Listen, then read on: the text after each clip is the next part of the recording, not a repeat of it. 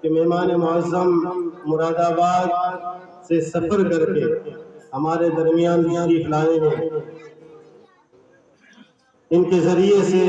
جو باتیں ہمارے سامنے پیش کی جائیں گی بڑی قیمتی ہوں گی۔ تو میں سب سے پہلے حضرت مولانا محمد نوازش صاحب قاسمی کو مدرسہ حبیبیہ مراد آباد کو دعوت خطاب دے رہا ہوں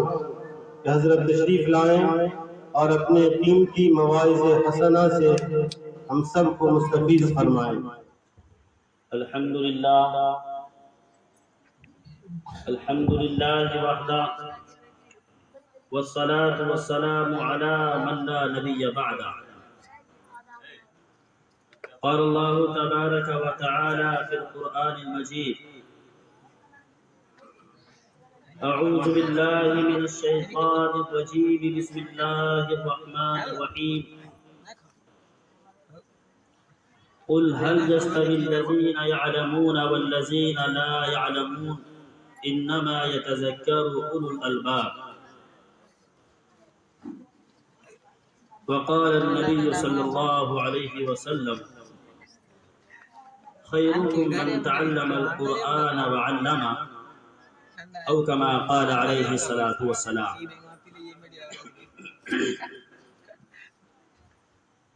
عزیز بزرگوں، اسٹیج پر رونق افروز علاقے کے معزز علماء کرام و خاصتاً حضرت استاذ محترم حضرت مولانا شاہ نواز عالم صاحب قاسمی دامت برکاتہ، استاذ دارالعلوم جامع الہدیٰ گل شہید مراد آباد، آپ حضرات جس جگہ تشریف فرمائے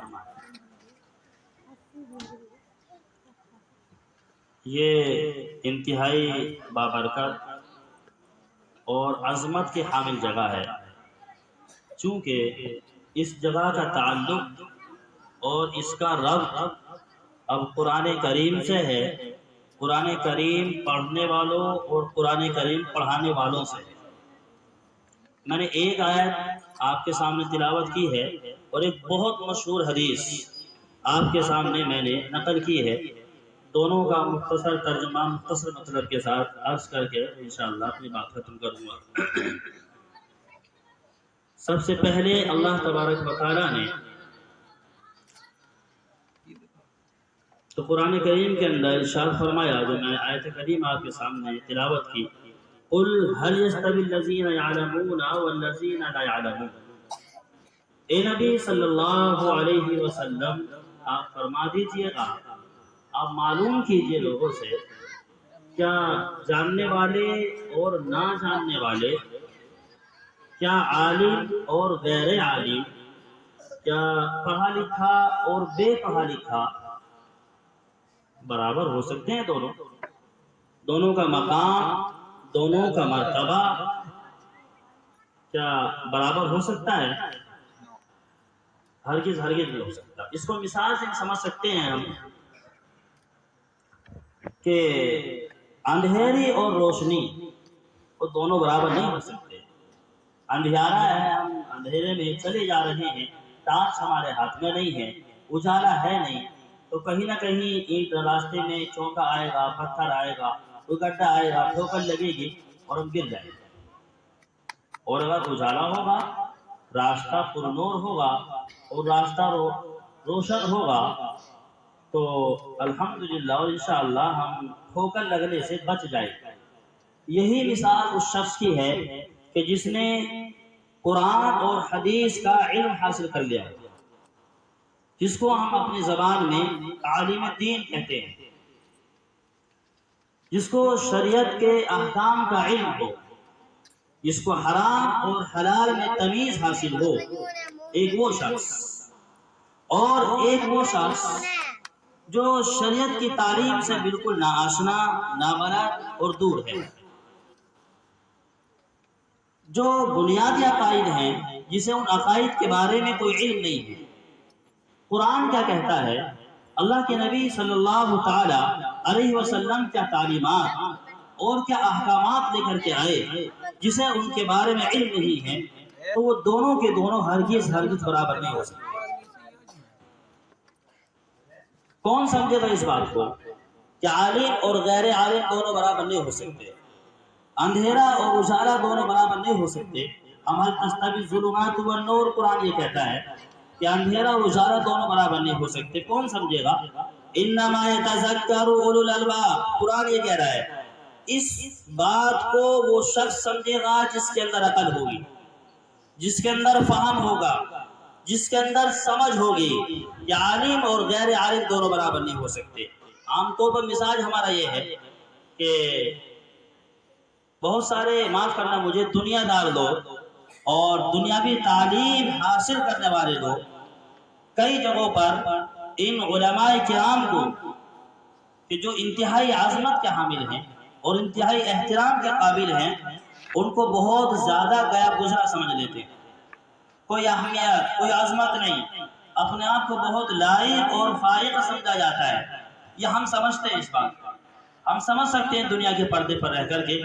قرآن یہ کہہ رہا ہے انما یتذکر اولو الالباب، عالم کی اہمیت کو، حافظ قرآن کی عظمت کو، عالم حدیث کی فضیلت کو وہ شخص سمجھے گا اور وہ لوگ سمجھیں گے جن کے اندر عقل ہوگی، جو صحیح سمجھ اور صحیح فہم رکھ سکتے ہوں گے۔ اگر نتیجہ نکالا جائے اور رزلٹ نکالا جائے تو بات یہ سامنے آتی ہے علماء کو کمتر سمجھنے والے لوگ، حفاظ کرام کو کمتر سمجھنے والے لوگ قرآن کی زبان میں کم عقل ہیں، بے وقوف ہیں اور وہ بدو ہیں۔ حدیث پاک جو میں نے آپ کے سامنے نقل کی تھی، قرآن اس کو نبی پاک علیہ السلام نے یہی بیان فرمایا، خیرکم من تعلم القرآن وعلمہ، دو باتیں بیان فرمائیں، تم میں سب سے بہتر، تم میں سب سے اچھا اللہ کی نگاہ میں، اللہ کے رسول محمد صلی اللہ تعالی علیہ وسلم کے نزدیک سب سے اعلیٰ، سب سے بہترین اور سب سے اچھا شخص وہ ہے جو قرآن کریم کو سیکھ رہا ہو۔ یہ چھوٹے چھوٹے بچے جو آپ کے سامنے بیٹھے ہوئے ہیں، جنہوں نے اپنی کارکردگی ابھی آپ کے سامنے ظاہر کی ہے، کسی نے قرآن کی تلاوت کی ہے، کسی نے نظم پڑھی ہے، کسی نے آپ کے سامنے نعت پیش کی ہے، کسی نے حمد پیش کی ہے، شاید کسی نے تقریر بھی کی ہو۔ یہ چھوٹے چھوٹے جو بچے ہیں جن کو ہم سمجھتے ہیں بڑے گندے سندے رہتے ہیں، جن کی کوئی حیثیت ہماری نگاہ میں نہیں ہے، اللہ کے نبی تمام رسولوں کے امام اور سارے انبیاء کے سردار فرما رہے ہیں سب سے اچھے یہ ہیں اللہ کے علم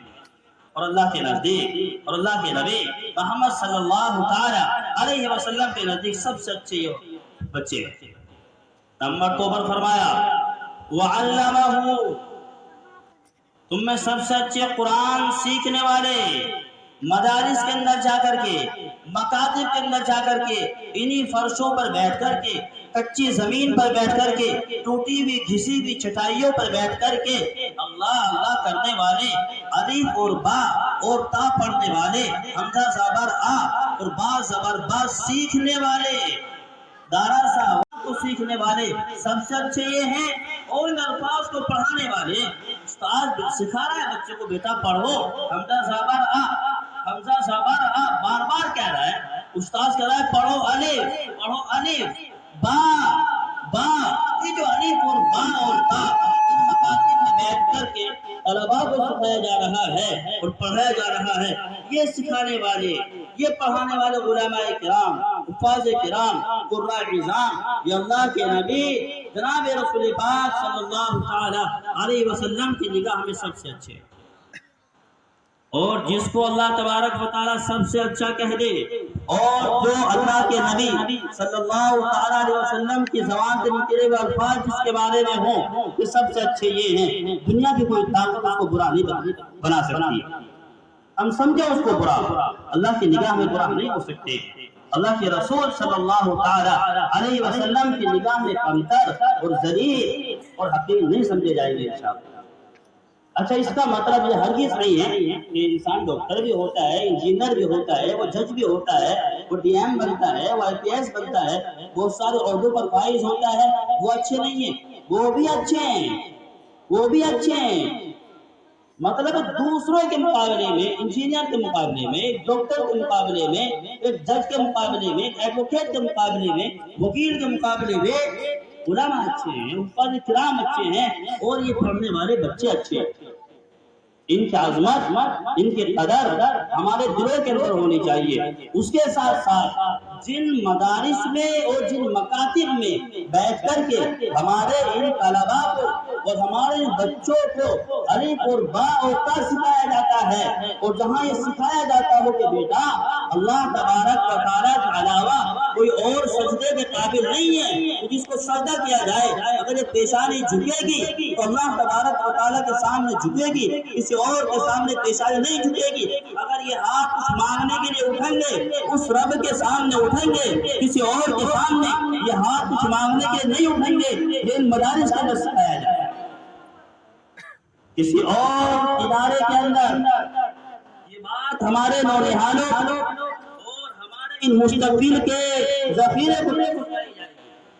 ये मदारिस इस्लाम और कुरान की बका का जरिया है। आज इस्लाम और कुरान और अहले इस्लाम का अकीदा, मोमिनीन का अकीदा इन मकातिब और इन मदारिस की वजह से बाकी है। आज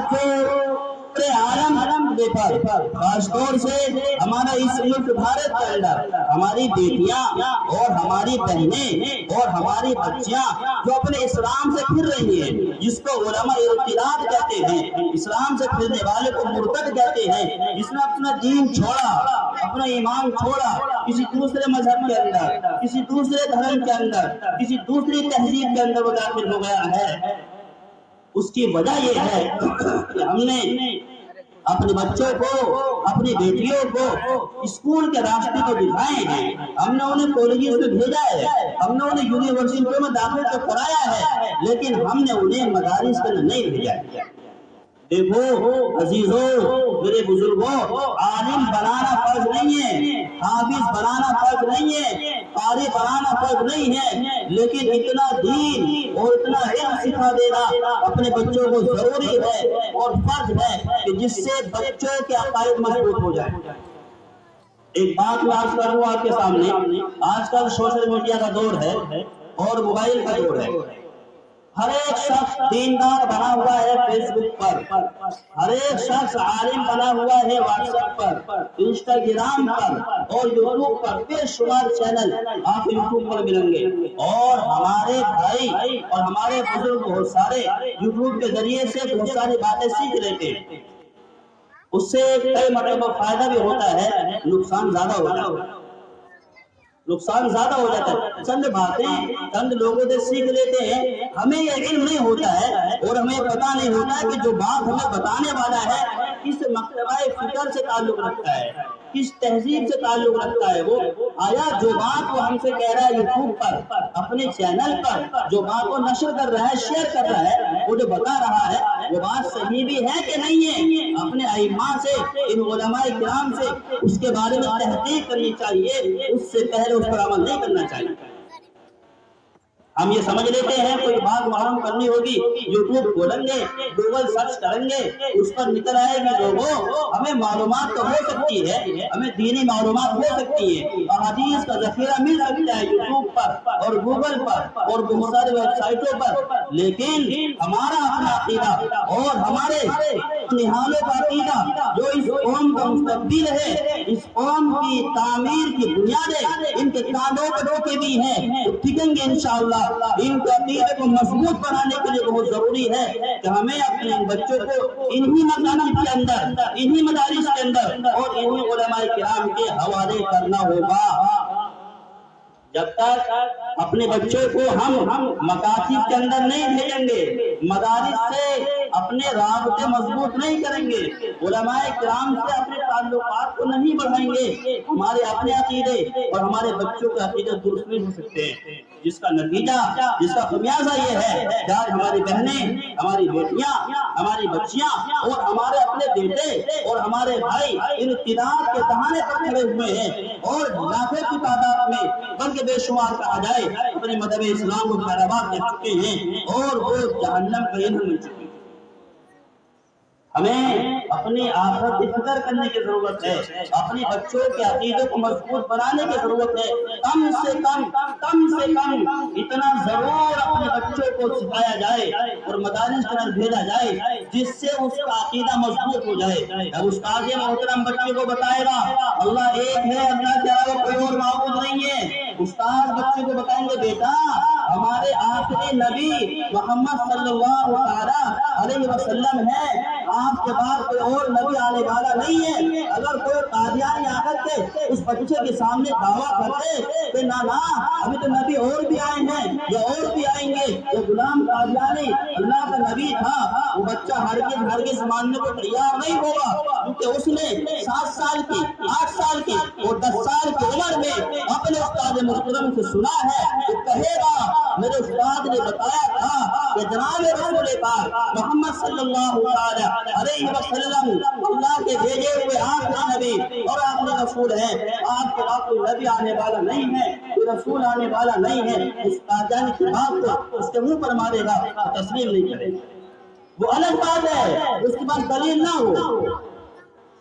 ہو سکتا ہے وہ عالم نہ ہو،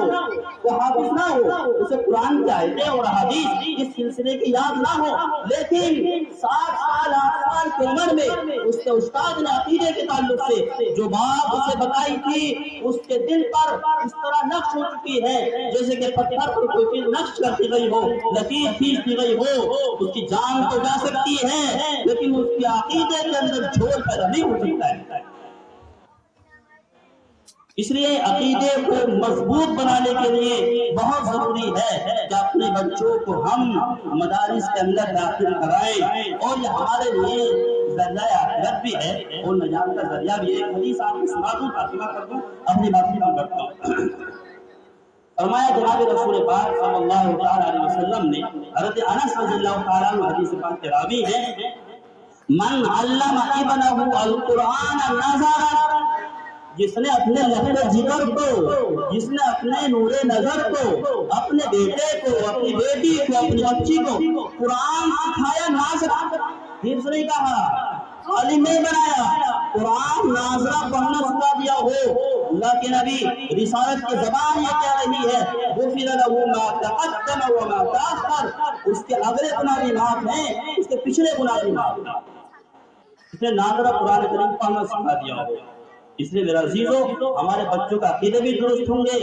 دین بھی سیکھیں گے، ان کی زندگیوں میں دین بھی پیدا ہوگا، نماز، روزہ، کلمات، یہ سب چیزیں سکھائی جائیں گی، اس کے ساتھ ساتھ ہمارے لیے ذخیرہ آخرت بھی بنیں گے۔ دعا کی کہ اللہ تبارک و تعالیٰ مجھے بھی اور حضرات کو بھی ان باتوں پر عمل کرنے کی توفیق عطا فرمائے، اور اس مدرسے کو جس کے اندر آپ حضرات تشریف فرما ہیں دن دوگنی رات چوگنی ترقی عطا فرمائے، اور خاصتاً حضرت کشفی کو مربی جناب قاری منت اللہ صاحب دامت برکاتہم العالیہ کے خدمات کو، کاوشوں کو، محنتوں کو بے حد قبول فرمائے۔ وآخر دعوانا الحمدللہ رب العالمین۔